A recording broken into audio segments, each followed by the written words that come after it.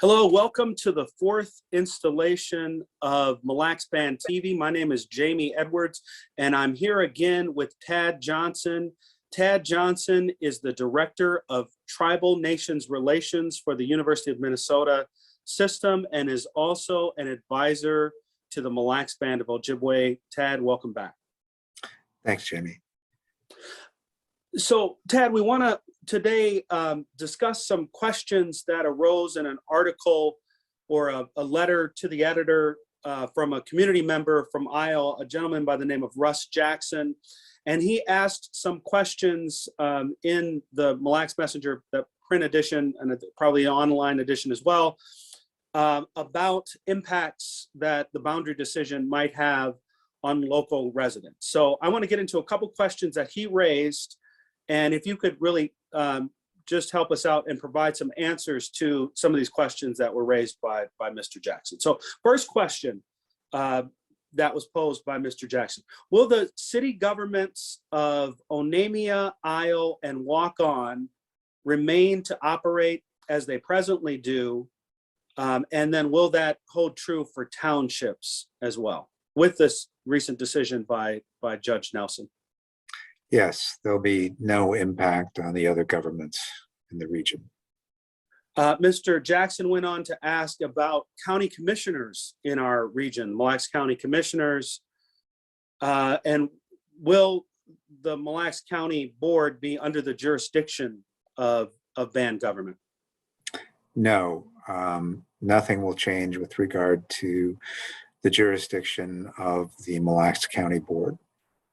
So pretty much, and Mr. Jackson also asked about school boards, so other local governmental entities in the region. So to summarize, Tad, none of those governmental entities are impacted in their operations by the ruling by Judge Nelson, correct? That's correct. All right. Mr. Jackson went on to ask about the status of city police, county sheriffs, and other emergency service providers. Will this court decision, recent decision, opinion handed down by Judge Nelson, will that impact any of those public safety entities? No. What's yet to be decided is the scope of the Mille Lacs Band's police authority, but that will impact mainly band members and folks from other tribes who come onto the reservation. Okay, gotcha.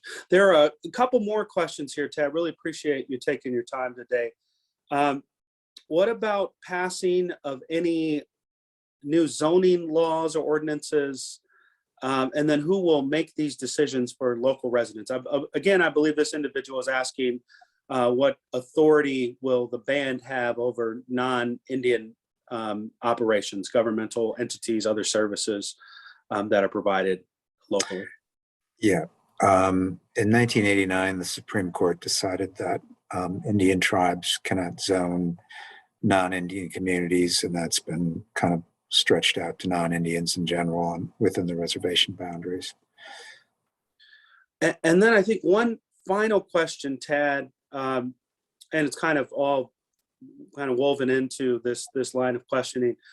The court system, tribal courts, will they have any jurisdiction over non-Indians with this ruling in the region? No.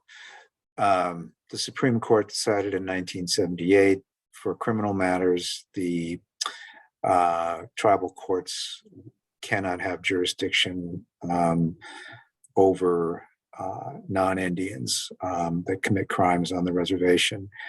With regard to civil matters, the only way the tribal court would get jurisdiction over someone is if they consented. So if they're an employee of the Mille Lacs Band, or if they enter into a contract and they agree to submit to the band's jurisdiction to adjudicate the contract, then they could get into tribal court on civil matters. But that's the only times folks will get in if they consent.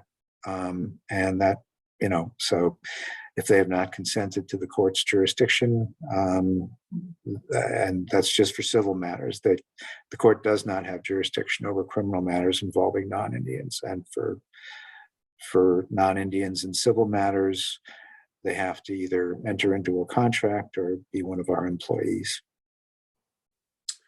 All right, Ted, again, thank you for joining us. Thank you for fielding these questions and providing answers and perspective for the residents of Mille Lacs County and others who may be curious. If you want to read our response in the messenger, letter to the editor, direct response to Russ Jackson's inquiry, please check out the online or print edition, this most recent edition in the Mille Lacs Messenger. Tad, again, thank you very much. Chief McWitch, for your time.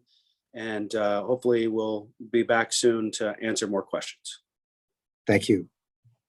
Thank you.